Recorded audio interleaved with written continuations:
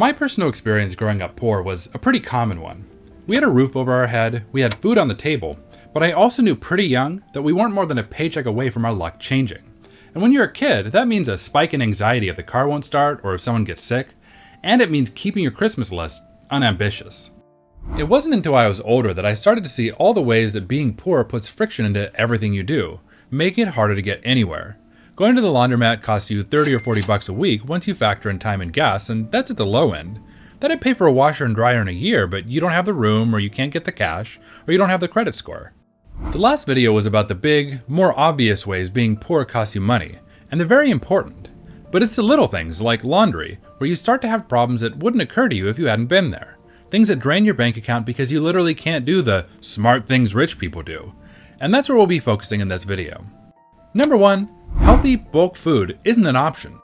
Studies show that families with access to large, well-stocked stores pay lower prices than families who shop convenience stores and neighborhood markets with limited space. Unfortunately, many low-income people live in food deserts, areas with few or no stores selling cheap, fresh, high-quality food. Think neighborhoods with lots of dollar stores and no produce sections. Low-income individuals are also less likely to have ready access to affordable transportation to more affluent grocers. For many, that leaves no option but to shop at neighborhood markets or fast food restaurants, places that cost more for less nutritional value. And when you do find a good deal, you can rarely afford to stock up and save long-term on bulk purchases. Number 2, you have no space. Let's assume for a moment that, as an impoverished individual, you can walk to a quality grocery store and afford to buy in bulk. Already a hefty if for a poor family struggling paycheck to paycheck. Unless you inherit property or win the lottery, chances are you live in a small house or apartment, and with smaller space comes less storage. You can't buy food, toilet paper, or household cleaners in bulk because you have nowhere to put them. I'm not just talking about extra cabinet space for the jumbo-sized peanut butter. I'm talking about the fridge and freezer space to store bread, rice, frozen fruits and vegetables, and meat for months on end. Sure, you probably have the space, if not the money, to buy a few items at a time.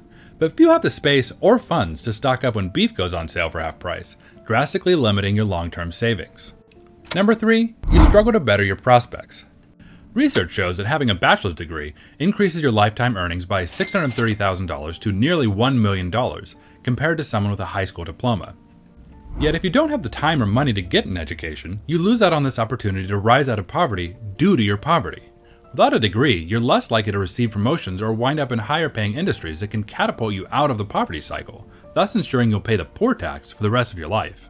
That's especially true for poor families with children. Working and attending school full-time while paying for childcare or watching your children yourself is damn near impossible. Ultimately, many don't chase down these opportunities at all, or take on crippling student loan debt that eats into any financial gains.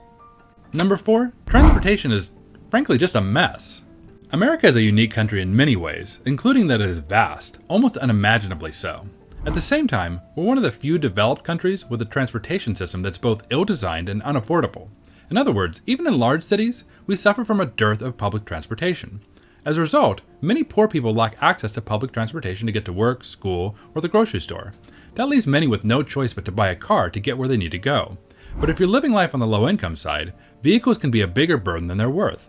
It costs, on average, $8,600 per year to own a car in the US. If you make minimum wage, that's over half your annual income, just for the privilege of driving to work in the grocery store. That's assuming you don't own a clunker that needs to be fixed constantly, or struggle to make car payments that stretch your budget to the max. And if your car guzzles gas like there's no tomorrow, you're going to spend more fueling up. Oh, and low-income drivers pay insurance premiums up to 60% higher, so you have to factor that in too. Number 5, you can't afford to lose access to resources. America doesn't allow poor people to stair-step out of poverty. Consider health insurance. Medicaid is infamous for its so-called coverage cliff. If you earn more than 138% of the federal poverty line, rounding up about $19,000 per year, you no longer qualify for Medicaid. But if you don't have Medicaid, you can't afford to visit the doctor without health insurance. But if your employer doesn't offer a high-benefit, low-cost insurance plan, your options for quality health insurance are effectively zilch.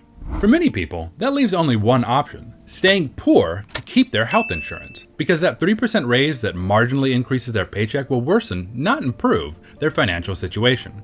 Expand this example out to the so-called welfare state, EBT and SNAP, housing assistance, childcare assistance, and so on, and you can see why staying poor is sometimes the only option people have to afford living at all. Number 6, you can't afford to think creatively. You don't have to be rich to make it big on a sound business idea or a brilliant new product, but you do have to have access to resources to make your dreams happen. If you barely have enough money to make it to the end of the month, all your resources are devoted to getting through today, not thinking about what could be done, what you could be doing. That means you're not spending leftover hours and dollars buying materials to build new knickknacks, take college courses, or lobby banks to fund your business plan. Because of course, you don't have the time or money to invent new knickknacks, pass college courses, or write a business plan. You're just trying to keep your head above water, your lights on, and your family fed. Long term, that's a lot of missed opportunities. Number 7, you have less time. We're going to do some math here. Sorry about that. There are a total of 168 hours in a 7-day week. Assume that you spend 56 hours of that sleeping to get 8 hours a night. Now assume that you spend at least 60 hours working 2 jobs to keep the lights on.